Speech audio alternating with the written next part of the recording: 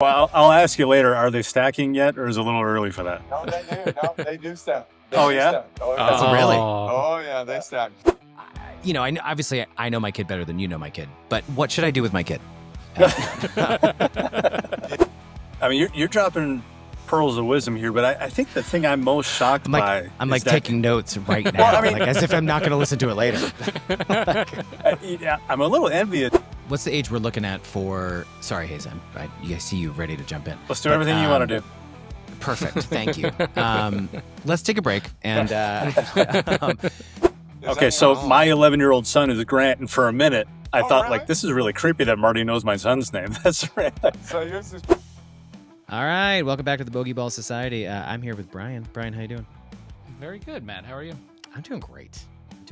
How was your Father's Day?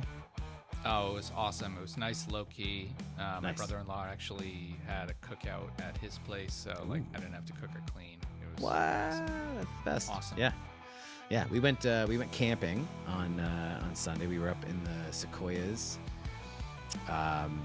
which is mind blowing. I mean, the campground that we stayed at had all these stumps of sequoias that I mean, they're bigger than a house. They're comically large.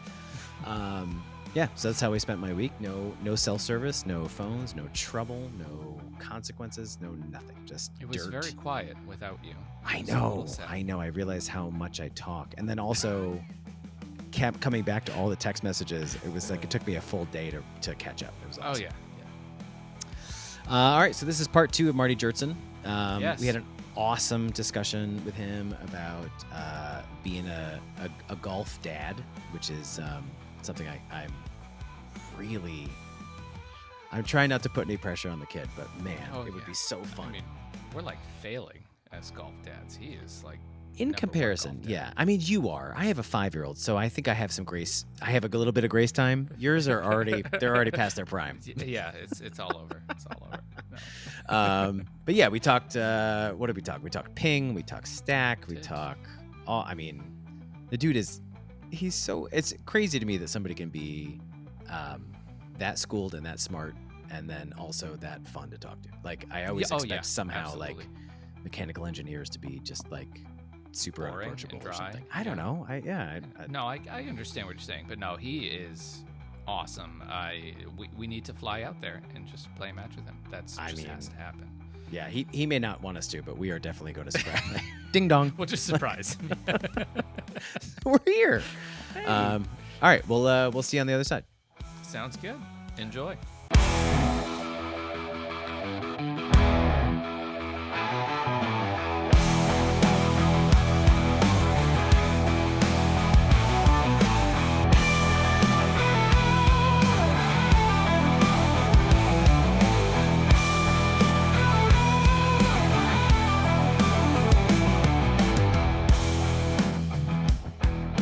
All right, so how do I say this?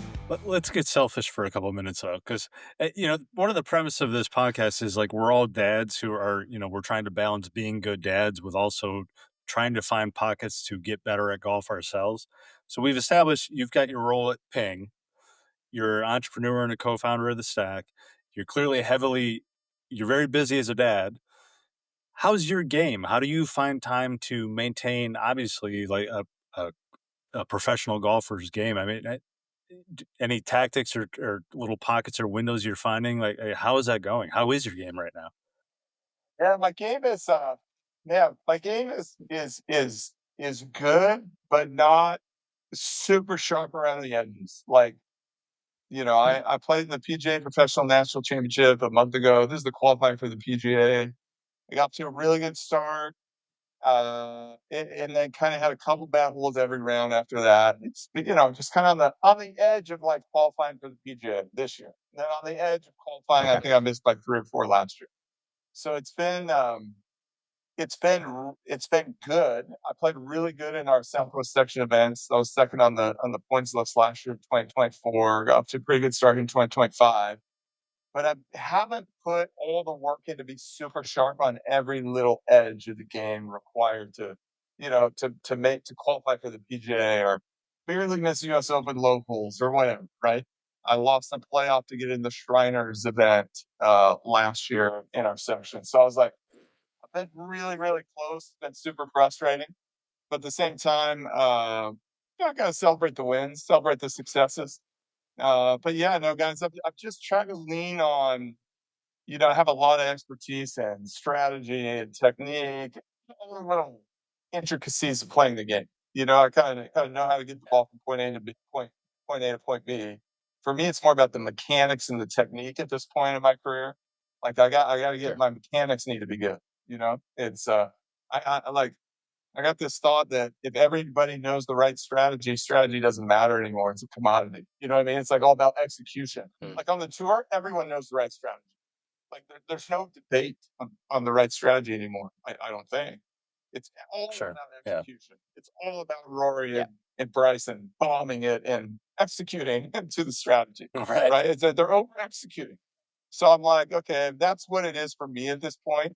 So I just try to, I schedule lessons. I used to work with Grant, another Grant Wade, for a long time, super helpful on my swing. Now I'm working with Andy Patnow, a great coach here in Phoenix. He teaches a lot of similar stuff. I am very diligent about taking lessons. So find a really good coach, go take lessons. I actually go, even though I'm in charge of all our fitting stuff and thing, and do a lot of fittings myself. I schedule myself to be fit by one of our great master fitters and try to blank Oh my wow. head out of knowing all I know and just go in like an everyday customer, get my gear dialed in. So I just try to do maintenance. I take lessons, get the practice in when I can, do my stack training when I got a period of time when I can be kind of diligent about that. I use all the tools that I have from a training standpoint, a stack wedge, a stack putting. I do all that stuff because it's kind of the embodiment of the goal, which is like, how do you get better at the game with a minimal amount of time? Like we respect everyone's Yeah. time. Like, people don't, we're not all have the amount of time the PJ Tour player to put into this game. Each of us are trying to claw and Well, scrape a half hour here and there. You know what I mean? I I think that actually is like something that I'm interested in from you. So you professionally work for Ping. Yeah. You do these fittings. You have this. You have kids that you're doing these things.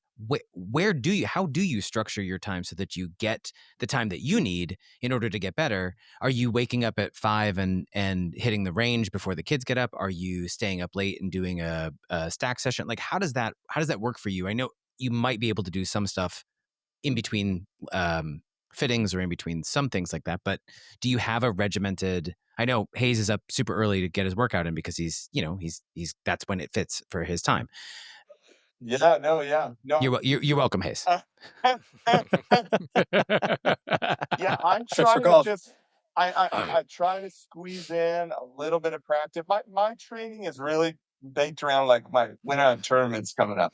So if I have a tournament, Okay. if I like, let's say I got the PGA Professional National Championship or a big section tournament, I usually like in a period of if the bigger the tournament, the more time I give myself to train, right, and get my game ready. So I get my lesson scheduled, and I'm gonna put a couple practice sessions in on mechanic stuff if I need to. I'm the king of playing 9 holes late, or I just did it tonight. I played like 6 holes. Hit a few balls. I'll play if I'm out by myself, I play a worst ball scramble. I hit 2 balls, pick the worst of the two, and hit 2 more in, pick the worst of the two, That's and great. try to see if try not to make a bogey. You know what I mean? So I'm try to do stuff like that where you can get more out of your time than just going and walking 9 holes, things of that nature. But yeah, it's I got so much going on now. I am not as regimented on outside of stacking. Let's say if I'm doing a stack speed training session, I'm not as regimented on the practice. I'm kind of more, where does my game need work and where's going to be the highest ROI for my time? And lately it's been on speed training, strength training, kind of staple. I keep there no matter what throughout the year for health, fitness, things of that nature. Feel good at that. Make sure my back, everything's injury free. Potential for more speed, and then I just play. I just like to. I just mechanics are good. Get out on the golf course and play and hit shots. Marty, we had, I don't know how many episodes ago, we had John Sinclair on here, Yeah. and Matt made a similar complaint and whine about, I just don't have enough time. I You didn't did. mention myself in this at all. Just Right. now, I asked him, and I referenced you. Matt shared the concern that perhaps he didn't have enough time in his busy schedule to get better. John kind of quickly shut that one down and said, "Well, do you have 20 minutes here or there?" Yeah. Right? I mean, Yeah. it sounds like you would agree with that, right? I could not agree more, man. I see you're putting that in the back. It's if you have 20 minutes a day, 10 minutes a day, where you could do some block practice on a putting mat, make sure your aim's good, your alignment, and all that stuff. Yes. That's I got it. it's the habits, man. It's the habits. You want to stack those habits. And so it's like, hey, it's speed, it's fitness, it's putting, maybe some block stuff with your aim, your alignments, stroke mechanics things. Hopefully your green reading kind of holds, even if you're not practicing. But you can practice that. You just stack putting. You get feedback on your green reading is super important skill. Just when you do practice, you try to prioritize where you're going to have the biggest ROI. And I think that's probably the most challenging thing for a lot of players. I think it's in my opinion, you want to hit more drivers than probably most people think you should. Like the driver is the most important club in the bag. I like people on the range pounding a bunch of drivers. Like I'm a fan of that. So you see Bryson doing. Like, okay, it's working. Rory, these guys are pounding drivers. So yes, work on your driving, and obviously scoring, driving first, then putting, strategy, scoring clubs, things of that nature, tidy up your short game. But the golf is such a multi-dimensional sport. And people try to boil it down to like, the one thing. And it's like, no, it's never the one thing. It's doing the stack of things at the right proportion to give you the good Well, ROI. I can say for sure, when I'm good at one thing, I'm bad at the other thing that I was good at yesterday. It's almost never all things are good at the same time. You get to pick and choose like two or three. I've been super tight on time the last 3 and 4 years. Stack with ping, with my kids, my own golf. I honestly had not practiced my chipping like in years. Outside just like warming up. And I used to love chipping, man. I would just go to the chipping green, hit every type of shot. I'll mess around with techniques. I just get addicted. And so and I want to have that back someday. I want to be able to do that. But I'm like, okay, my chipping's not good. So what I did is I would play more conservative on the course and try to avoid chipping. I would just get more greens. This is what David Duval did when he was like that terrible bunker player, but number one player in the world. He never hit the bunker. Just hit Hit more less bunkers. greens. Amazing. Add the decade modifier a little bit more, and Yeah, right. Yeah. I'm just going to add that to my notes. Just hit more greens, Matt. Just Okay, hit great. more greens, More man. greens. Hit more greens. But another interesting thing, if you hit a lot of greens, because I do hit a lot of greens. I'm kind of classic, kind of conservative strategy type of player. But in Arizona golf, I get a lot of wedges in, so you got to green like those and try to stuff them. Otherwise, you're gonna get smoked. So there's definitely a place to play aggressive. Mark Brody told me. Mark Brody told me, he goes, "Hey, the more greens you hit, the more time you're going to spend putting. So be patient." And that stuck with me. It's obvious in hindsight. I love these things in golf that are like obvious in hindsight. And it's like, yeah, Lee Westwood, man, that guy was always putting.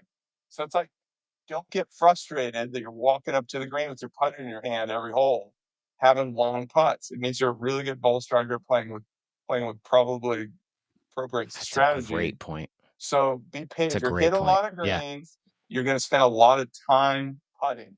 That's total time. That's time waiting for your players to chip up.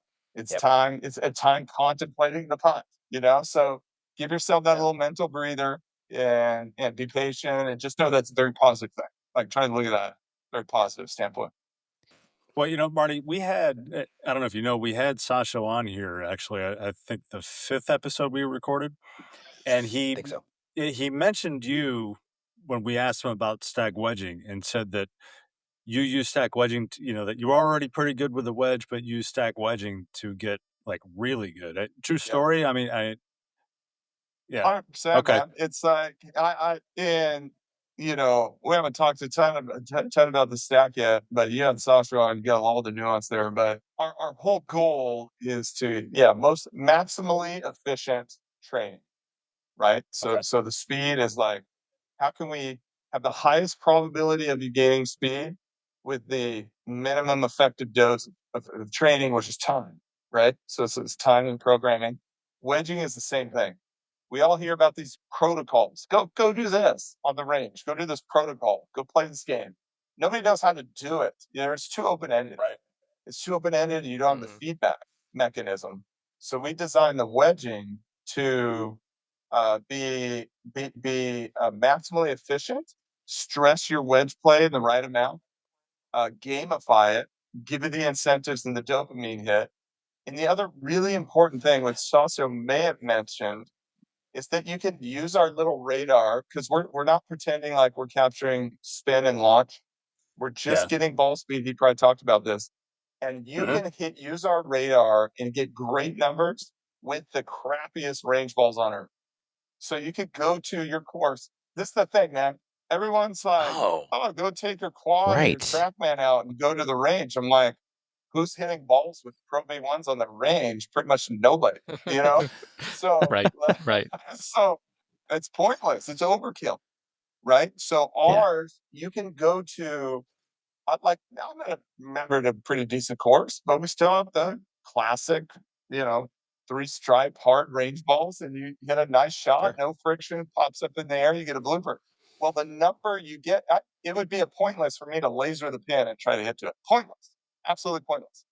But the number you get from our app is trained on TrackMan data, right, with perfect conditions and a perfect ball, right? So it's correlates really, really well, like 99%. So you can rely on that number. That number you get from our app, even if the ball flew 110 because it had a flyer, but the app says 95. 95 is the right number I'd get with a premium ball with a good lie out on the course, right? And so you can hit crappy balls and get good numbers. I'm telling you guys, this is a really big deal for the awesome. everyday golfer out there. Is it work into a net as well with no 100%. issue? Yeah, you can hit it. Okay, You can hit the shot 3 yards into a net, and it'll give you a great number. We were talking before you came on, because I have a launch monitor and MLM sort of use the camera and radar combined, and the chipping is I feel pretty confident about my chipping around the green. I've had to get good because I missed so many greens. It is wildly inconsistent, and it drives me up a wall. It'll sometimes your 30-yard shot will read 15, and sometimes it'll read 75, and it's the same. You're hitting the same shot because it's looking at the dots on the ball, and sometimes it doesn't get a great read, and it gives you the. So I'm in that one area. I'm particularly like, how do I work on this? So this is great. Yeah, That's really great. Because we're not trying to measure spin, every shot is normalized. Every shot you hit is normalized, and this is a feature, not a bug. and it's really cool. It's really cool. It's super reliable. Okay. You guys saw when Tiger hit the flyer in the TGL, and he's like, "Oh man, that was incredible. Okay, that was incredible. That was full swing. That will not happen with stack wedges in our radar. It's impossible." I enjoyed Tiger at the TGL when he's like, I hit a 99. You said 99. Oh, I love that. That one was better. Yeah. Well, so let's talk about the stack. I'm curious. Do you mind telling us, how did that relationship come about? Like, Sasha approached you, or do you mind telling us kind of the backstory about how you became a co-founder, or what the relationship is there? Because you're partners with the smartest man in golf. So does that make you the brawn or the brain or the beauty of the operation? Like, I did anoint him with the title, the Savant of Speed. That was my. There we go. Oh, that was you. Yes. Ah. I anointed brilliant. him with that title. When you're done, I'd like my own moniker. If you could pick one for me too. Okay. Also, I'll just if you just give me one of those hats, I'll take one of the hats. Yeah, right. The hats. Those are sweet. So good. Speed juice. Oh man. Oh, thirsty. That's great. I'm thirsty. Yeah. a little speed juice. We get some lids out there. So yeah, Sasho, it was at Ping, we have formed like a great consortium of the smartest golf instructors, and we have a synergistic relationship with them. It's kind of a symbiotic relationship. Like we need them, they need us, because we got all Okay. these research tools. They're out there trying to teach and coach the best players. You know, we got Como and Sean Cook and Andrew Rice, and now we got James Redyard and Joe Mayo and all these coaches Oh my on our gosh. on our squad. I mean, it's just an absolutely incredible. Grant Wade, they come in. We have summits with them. We got everyone on our Focal, our 3D system. We're looking at data and going down the deepest rabbit holes you guys can imagine. You know what I mean? And so Yeah. Sasha was one of our first researchers that was on this team of engineering consultants, and so he is. I just have so much respect for how authentic, first principles of a thinker he is, and super impressed by all the ideas he was bringing to Penny, and so one of them was like he was floating by when we have these little think tanks, and it was like, hey, I'm doing some gabbling in my lab helping people swing faster, you know? And he's like, yeah, I made some little prototype hardware and I have like 5 people doing it and the results have been incredible. And this was right at the time when I played in the PGA Championship in 2018 at Belle Reve. And I got paired with Luke List, okay? And I was hitting it in my swing. I worked with Mac O'Grady a lot at the time. I had a very narrow stance, super rotational, not a lot of vertical, not a lot of lateral. I was all rotational, and had no extra gear. And I was hitting my driver like, St. Louis. It was so humid. It was just sliding in the fairway, and I was hitting it like flying it like 285. I would say I was like sneaky short, 285, maybe 290. I had no extra I gear. like that. Sneaky short. I was sneaky short. I looked like I was playing fast and I was going nowhere. And then I was playing with Luke List, and he's literally 60 yards past me. Listerally? Literally 60 yeah, there yards you go. past me. Oh boy. And Sorry, I'm like, sorry, we'll cut it. We'll cut it. that was a turning No. point. So my whole golf journey was like, dude, if I played in one PGA Tour event, that would be a dream come true. Well, when I became a section member, I qualified for my first one. I was 1 for 1. I got in Vegas. I was like, Wow. okay, time to modify the goals. And so then I was This is like, easy. then I was like, I want to play in a major. And so I was in the qualifier the next year in 2011, and I qualified for my first one. I in Hershey, Pennsylvania. I got in the PGA Championship at Atlanta Athletic Club, and then I played that the Wow. next year. Almost got the British Open, and we're in Europe after that. So I had some successes on this type of thing. Played a bunch of Shriners events and waste management, this type of stuff. And then in 2018, when I played in that one, I was like, man, I never made the cut in any of these. And I was like, if I can get another PGA for sure, I was like, I can qualify for another one of these. My game's good enough. I know how to beat these club pros. And there's a skill to kind of getting through that qualifying event. And I was like, I know how to do it. I was like, but if I want to play good, if I want to make my goal, then after I qualify for a major, my life's goal and my thing in the golf domain was make the cut in the major. I was like, that would be freaking amazing. That's what I want to do. I want to play the weekend, And so I was like, between 18 and 19, Sasha's telling us this research. I'm like, dude, okay. You're, I was like, count me I'll be your in. guinea pig. I'll be a test subject. I need 20, Yeah. 25 yards. And so I helped him make something. He was like, I want to do a bigger study. Does anyone at Pitt want to do it? And I was like, sure. I'll design the hardware. So I designed up a little prototype hardware. And we had cool. like 4 or 5 of us engineers doing the setup before it was a product.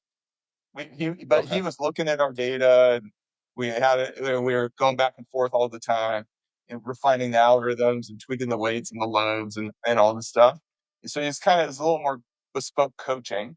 And he helped me with my deadlift programming, which he got me from never deadlifting to like a deadlift like 450 or something over a 3-month period in 2018 and 2019. So I did both In of those pounds? things. Yes. Yes. Sasha's Sorry. background is in training. So he's Good like Lord. track and field and all this stuff. Yeah. So he has a lot of experience with fitness training, programming, you know, Wow. programming efficacy. And so a lot of us folks at Ping do a lot of his fitness stuff. So that was super helpful to me. So I did that in the winter, and then in the spring I did the speed training with what would become now the stack, which has helped everybody.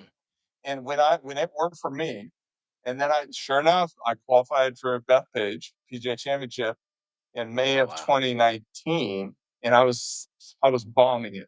I went from like high 160s in 2018 at Belle Reve to easily cruising on the course at high 170s. So 10 miles an hour Wow. 1 year later. And I played good, and I made the cut at Bethpage. And so that was the win for me. And it was all because of my drive. Like I could hit it further. I could get out of the rough easier. In the 225 to 240 yard par threes, I was sending 4 and 5 irons up in the air and landing them soft, you know? And I didn't have that the year before. I didn't have it, guys. Like impossible. You could give me a 9 wood, maybe. You know what I mean? But I was going to ask if you were team long iron or team 7-wood, because I moved to team 7-wood this year. Team 7 was great, man. And 9 was even better, good. you know. But that was how the stack came to be. And then and then we kind of pitched it to Ping, like, hey, do we got this? This should be a consumer product. It can help a lot of people. And they've tried to do some training aids over the years. It's just not core part of the business model thing. Really good at making this custom fitting, engineering, building golf equipment. So I said, hey, no, but I was like, oh, can we try to do it on our own? And my boss gave me the okay to do it. And so Sasha and I and an app developer got together, and we during COVID we put our heads down and made it a consumer product, and it's been tons of fun. Obviously started in speed, and then for a few years we were selling and trying to get people into other radars. Now we have our own radar, Bluetooth to our app. We got putting, we got wedging, we got a ton more on the way. You know, so it's That's been awesome. super fun to have scratch the entrepreneurial itch a little bit. Is your background engineering? Is that how you got into? Okay, because you mentioned that, so that's awesome. Okay. Mechanical engineering, went to the Colorado School of Mines in Golden, Colorado. Cool. You know, Marty, I own the stack. Brian's got a stack. Matt, you had or still have your stack? Had a stack. I'm bad at following directions, and I hurt myself, and so I sent it to somebody who would actually use it, because it was just gathering dust. But I've also lost a bunch of weight since I hurt myself, and so I'm thinking like, oh, I should probably get back to that, because I'm just swinging today. It was like 98 I topped out at, and I was like, I know I got more in the tank. I'm not old yet. Like, that's still all right. You're a big guy. You're a tall guy. You got I levers. should be able to. Yeah. It's you should be able to outdrive me. It was kind of sad, actually. It is a little sad. Brian is 4'11". Marty. Every episode he gets a little 4.5. Well, Marty, the reason I was going to ask is, I mean, clearly the product has been successful. I mean, I think it's safe to say it's the top speed training system that's commercially available. I'm seeing competing products emerge that are kind of coming after you a little bit in the marketing, and I won't get into specifics, but one in particular that I've seen talks about how you've got to train and speed train with your driver shaft, or it won't be transferable to the course. I don't know if you're aware of that pitch. Have you seen that product? I mean, do you have a response to that? Or because I mean, clearly, I'll just say out front, like, if you're going to tell me in your sales pitch that Sasha McKenzie and Marty Jertson are wrong, you've already lost the credibility battle with me a little bit. You know what I mean? Yeah. My only question about that is that you're not using your driver head. So what is it? What does it actually? What's the real matter? difference? But I am curious to see what the response. That one just doesn't sit. No, it's a great question. I mean, there's some ideas out there on need to use your own driver shaft, or the other one is, do you need to make impact with the ball while training, right? And actually, so if you do make impact with something while training, it increases the injury risk potential, right? Like Sasha may have talked about this when he was on, but we have whatever, 60,000 plus people have done the stack for however many years now. So we have tens of millions of swings, and nearly everyone that has had an injury is from playing golf. It's like from hitting the ground with a ball. Like the forces that go through your joints and bones are orders of magnitude larger when you impact something, right? There's kind of that idea there. The main thing that you want to do with the stack, it's like the skill of, if you really dummy it down, it's like the skill of swing stick fast. That's what you're Mhm. doing when you're doing the stack, right? It's just you're learning the skill to swing the object faster, right? Through overload, overspeed training that's titrated down to down to you, the individual. And that's the beauty of our product with the hardware software combination, is that we get super, super precise, obviously, on the loads. And we ramp people up, kind of ease them into it with our programming and things of that nature. So yeah, no, I think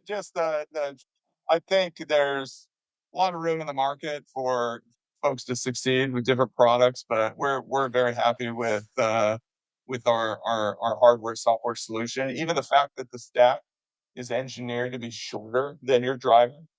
If you train if you do air swings with a product that's as long as your driver or longer, you're going to be swinging on a different vertical swing plane than you would be with your driver. So actually, by making it shorter, like hybrid length, you actually swing on a more similar VSP or vertical swing plane. So you get better skill transfer by swinging. If you're doing air swings with the stack that's a little bit shorter, more like hybrid length, than you do with making it longer, more the equivalent of like a 48-inch drive. Yeah, you also have going for you that, major champions like Matt Fitzpatrick have seen some pretty good results. So I think that helps the argument too, right? Pretty helpful. We have a lot of tour players doing it. And I haven't seen, I mean, knock on wood, but I haven't seen a tour player training with another speed product in the last 3 or 4 years. But we have literally hundreds of tour, LPGA, Corn Ferry Tour.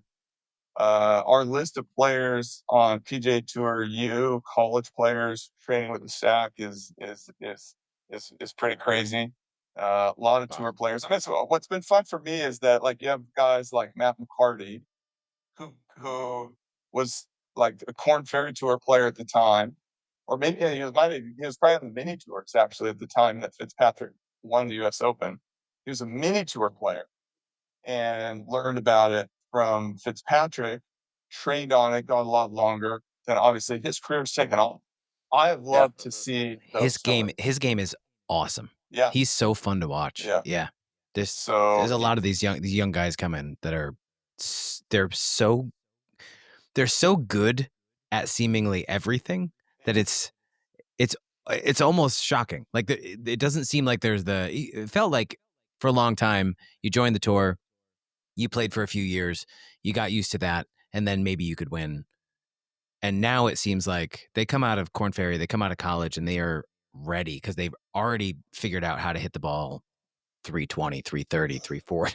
Yeah, I guess it's awesome. Yeah, McCarthy's a little different in the sense that he came out of college kind of short, medium short, and the rest of his game is great. And so he realized he needed that, just like I did. You know what I mean? Like, I went from medium short to medium long PGA Tour. Now sneaky short to sneaky short. Now the tour's past me, even though I've stayed the same.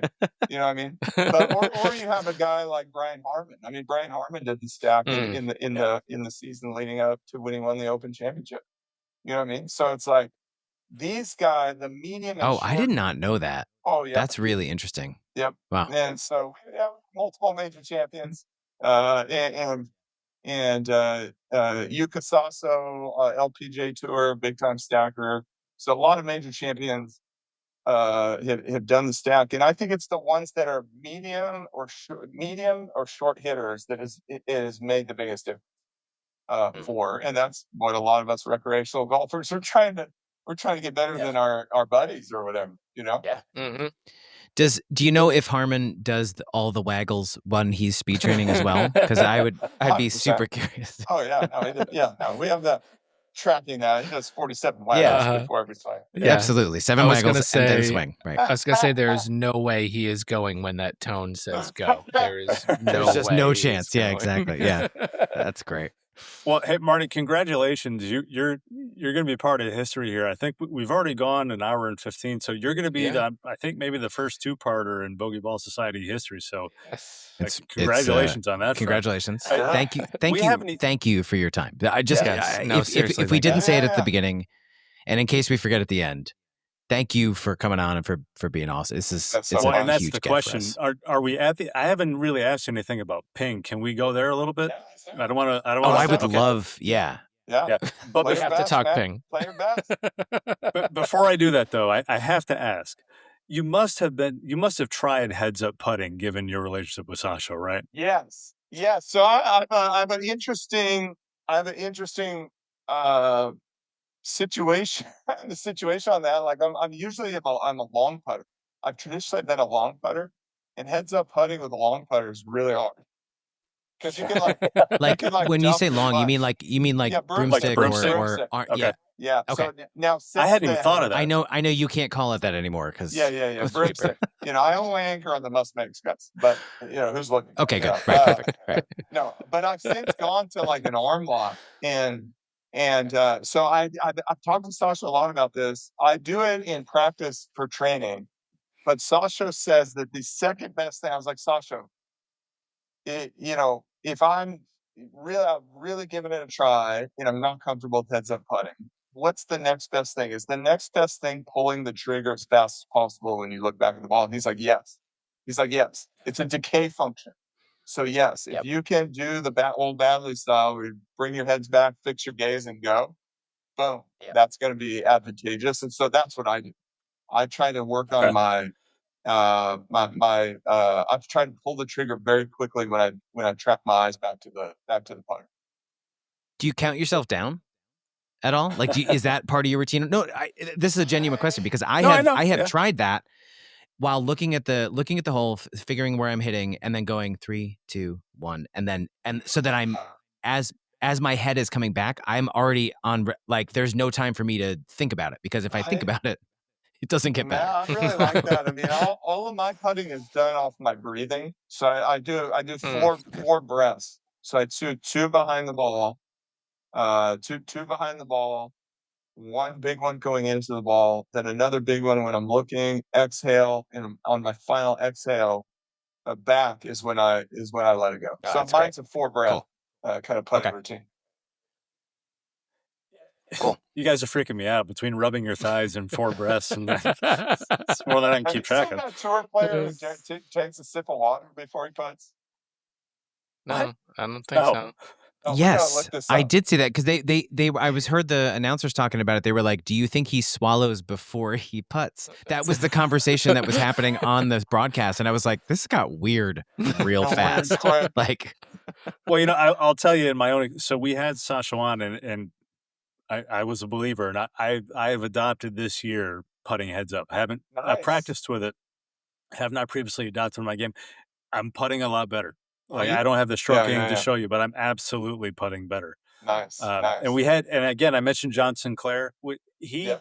was of the opinion that he was like, Sasha's absolutely right. Where he felt the concept was vulnerable was the notion that if you're a professional and you're surrounded by a gallery, you're bringing kind of distractions into the optics. Is that kind of what your concern was? Yes, and I think that is probably why it would be hard for a tour player to do it. Is you got the whole everyone around. I mean, it's even distracting guys. Let's say you're this. I'll give you a ping story on that. I played in. I kind of worked on the first like matte black paint job on a driver because in our I-20, I-15 or I-20 was our first driver that had the matte black paint. And we have this idea that like if you're a tour player, the crowns used to be super glossy. And if you're raising the a quiet sign on the tee box, you could see it the reflection of your driver if you're about to tee off, right? Because the quiet sign people don't raise it to the last second. That's like what they're trained to do. It's the hobby. I've been to a tour event. Yeah. So sure enough, we're about to launch this driver. I know it's in development. I'm the lead engineer on it. It's coming out in like January. But I'm playing the PGA Championship in August. I'm playing our glossy, super mega glossy, like a bass boat G20 driver. And I'm playing a practice round with Miguel Jimenez in Atlanta Athletic Club. And sure enough, I'm about to tee off. And the marshal in the practice round raises the quiet sign. And I see the reflection. And I'm like, oh, crap. And, and I hit a bad tee shot with it. So it's Go to Lowe's and give me a can. Yeah, right. Solve Now, the real problem. do you think that you noticed it in that instance because you were working on the project? So 100%. it was something you were like, I should be seeing this reflection right now, back of your mind. I'm like, oh no, But the heads up, I do think that's a real practical reason why the tour players probably haven't adopted it. Yeah, so I'll have to put it aside when I start playing in front of galleries. I'll So you remember get that. in the When you get into the USAM U.S. next year. Open, yeah. So speaking of ping, Marty, do I understand correctly from your bio? Are you the father of the turbulator? Is that right? I was the lead engineer on the G30 driver, which was the first one where we had the turbulators on there. So yes, myself and my colleague, Dr. Eric Hendrickson, were kind of the researchers behind it. So he did all the fundamental research, and I was the one who got it to work, put it on the driver, and we did all the wind tunnel testing and all that stuff. Made them look good. What is that can you do a dumb down for somebody like me? Aerodynamics. Specifically for you. Yeah, specifically. Well, there aren't a lot of turbulators that are in other OEMs. So what is it that you guys found that you're like, we're going with this and we're sticking with it? Because you guys, it's still there, right? The It's on the 440 still has 440, it, right? Yeah, It's still there. I like the Brian way it can looks. show you. Personally, Yes, I can. I like the way it looks. I just want to get that out there. It's not a looks thing. It is unique in the marketplace. Yeah, so a driver, so to make a driver aerodynamic, it wouldn't be shaped anything like it is. Like it's shaped to be a nice big face, a lot of trampoline, a lot of flexing, a lot of forgiveness. So it's kind of like akin to a pickup truck. Like a pickup truck is bad for aerodynamics, right? So so what happens in a pickup truck is the air flows over, and then you get the open bed, and you get a vortex that forms in the back of a pickup truck. This literally acts like a vacuum. So you get a net force, a drag force, pulling the pickup truck the opposite direction. So this is where on the back of a lot of trucks, or maybe those 18-wheelers, they have those little wings that open up on the back. What that does is it allows the air to stay more attached to the object for a longer period of time, reduces the vacuum effect. So what the turbulators do, they mix up the air at the boundary layer where it would normally separate. So normally the air would separate, and you would get this vacuum effect behind the driver. Now you can say, okay, let's not have turbulators and just change the shape of the driver. That's an option. But the driver would have a super high crown and bulbous crown. Then the center of gravity would be too high. Then you'd hit low launching, high spinning drives. So let's not do that. That's not good. Okay. So let's instead put these little highly engineered ridges that are at a very specific angle, a very specific height, very specific distance back from the lead edge.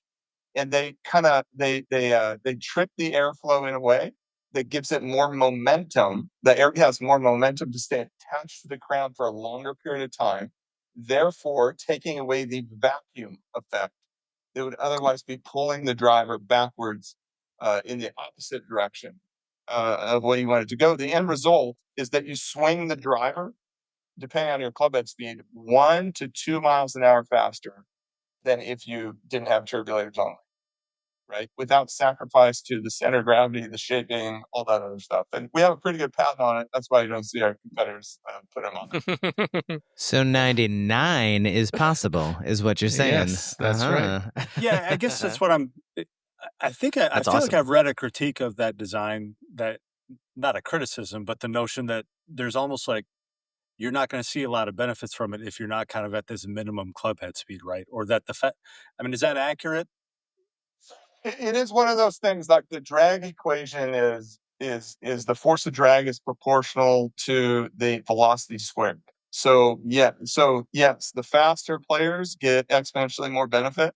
But let's say you swing your driver 90 miles an hour, you'll get a 3 mile an hour. If you swing Got it it. Okay. 120, you'll get 2 miles an hour. If you swing at 140, you'll get 4 miles an hour. So there's kind of exponential ramp, simply the physics and the drag equation, but it works for everybody. But the rich do get richer on the turbulators. There's no way around it. But it is helpful for So everybody. that's- You need club So you education. combine stack with the turbulators, and then I should be. Yes. So I've You should been be golden. after. There we go. I've been hitting Fit for Golf hard. I've been stacking hard. I can't. I had a G30 for a while. I got to tell you, the acoustics. I thought it was loud. I haven't had a ping driver since. Now I'm really tempted to 440 take is the my way to gamer go. in. 440, we got the carbon fly wrap. Brian's got it right there, man. That's acoustics. I played phenomenal. with that. I played with that guy. It sounds awesome. It's so good. That sound is really awesome. good. Really good. I had a G30 was the first ping driver that I had ever been fit for. And I like that you guys brought the blue. Yeah. It looks great. Yeah. It sounds so much better. Yeah. That's our best sounding driver family, regardless Absolutely. of model, 100%. whether you're in the 100%. LST or the Max. It's we got a lot. Our tools on acoustic engineering have gotten way better. Supercomputing and modeling capabilities are better than they've ever been. So, but I want to make sure I understand that contention though. So if I took in whatever my gamer is, and all things being equal, the turbulators might help produce somewhere in the range of 3 miles per hour more of club head speed, just for the sake of the turbulators being there. Probably more like 1 to 2 of club speed, and then multiply it times 1.5 for the ball speed impact. Yes. So like, this is the best sales pitch I've ever heard. By the way, 2 miles an hour for free. Yeah. Yeah. Mm-hmm.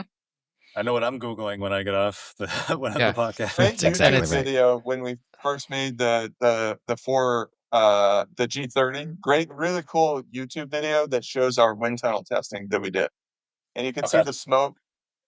We put introduced smoke into the tunnel. We did this down at Arizona State University's tunnel where they do a lot of aerodynamics research, and you can see how it separates, and you get the vacuum effect without it. And then you see the airflow stay attached to the crown with turbulators. Super cool.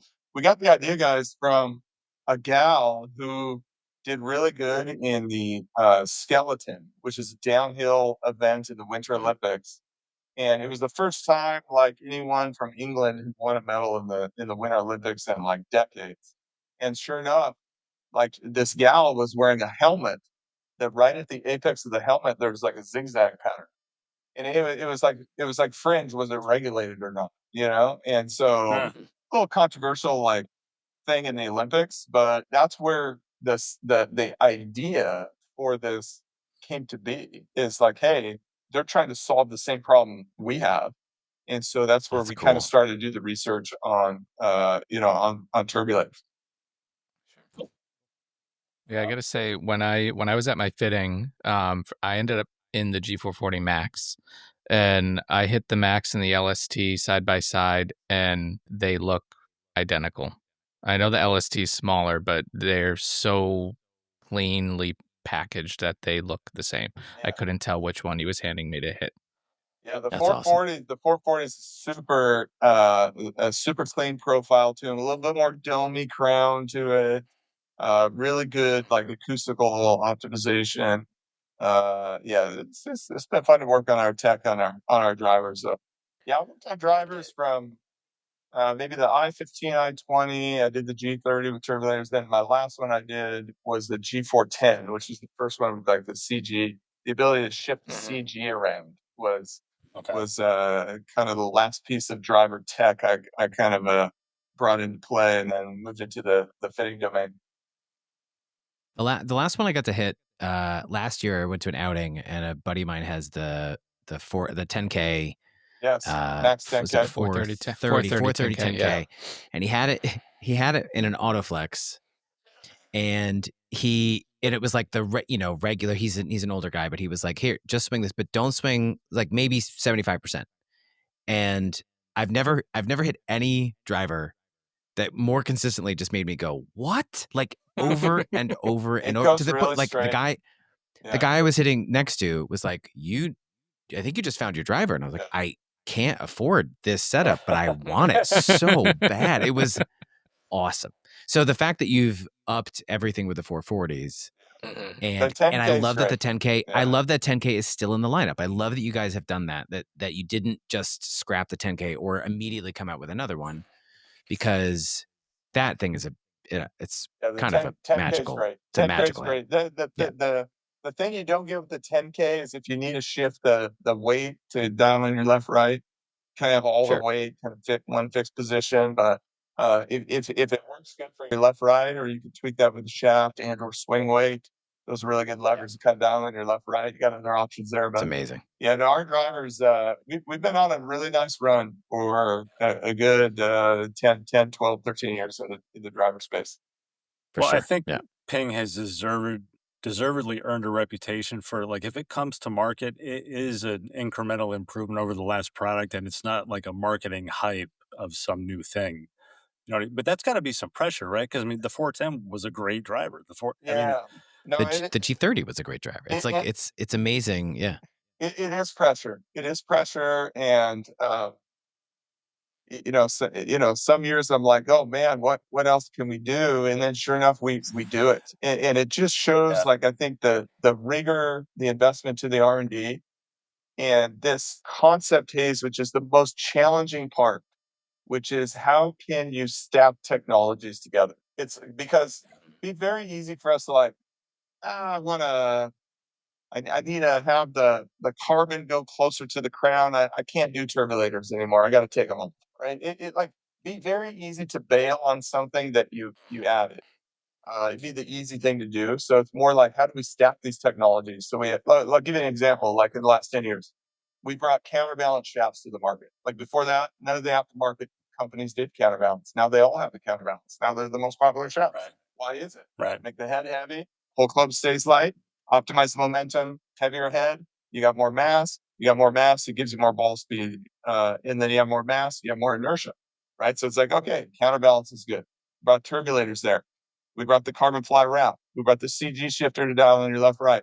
We had the lightweight, very aerodynamic trajectory tuning hosel that you can shift around the loft and the line goal without any added mass or any degradation to the aerodynamics. We brought that in. Then we brought in T9S base material, really cool metallurgical advantages. And then now we have face technology called spinsistency. I mean, all of our drivers have a different bulge and roll profile. Some companies are like marketing first driver with different bulge and roll. No, we have a different bulge and roll profile on every single driver that's optimized for where you hit on the face, your face path variability, where your probability is when you hit on the toe, that your face might be delivered slightly, close to the path. So we optimize that, and then we optimize it for the swing speed, what wall you're playing to get to make it synergistic with the gear effect and the inertial properties on the driver. So we stack that on there. So over the years, like you look at all that tech, and you're like, okay, over 10 years, you add all that together, it's massive amount of gain, and we got more in the pipe. We got more. That's awesome. And I can vouch it works. I played about 8 rounds with the G440 Max in my bag, and I'm hitting 14% more fairways. And my average drive is 8 yards longer than my history in Arcos. Yeah, Marty, honestly though, we didn't even ask about ball fitting. We didn't ask about weather conditions and all that expertise that you have. So there it is. Absolutely. We're going to do that. 100%. Thanks so much. All Thanks everyone for listening. This has been great. Take care, everybody. Thank you, guys. You, Marty. Enjoying it. Thanks, Marty. See ya. Really appreciate you. All right, so that was Marty Jertson, part 2. Brian, I still think, I got to say, I think flying out there and just surprising him is a great idea. We should do it. We should do it.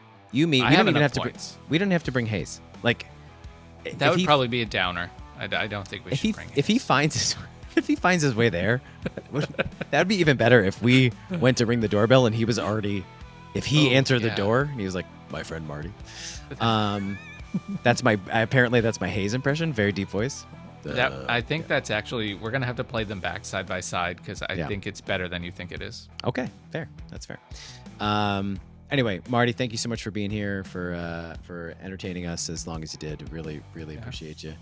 And his kids probably already got another win or two under their belts since we recorded. God, how awesome is that? I mean, so cool. Anyway, if you've got any questions for us, please email us at bogeyballsociety@gmail.com. Please ask us questions. Tell us what you liked, what you didn't like. We won't listen to the ones you didn't like, just to be fair, because we're selfish, and what we really want is praise. Yes. Give us all the seriously, if you think there's something we should be talking about, let us know. If you think there's something that we should be avoiding, let us know. And big shout out to my buddy JP for this hat from South Carolina. Apparently, it's a festival that they have every year. I actually don't even really know what it means, but it's a tux. It's a frog wearing a tux. I mean, how uncool could it be? I don't know. Yeah, exactly. No, that was a real question. If you have the answer, email us at bogeyballsociety@gmail.com.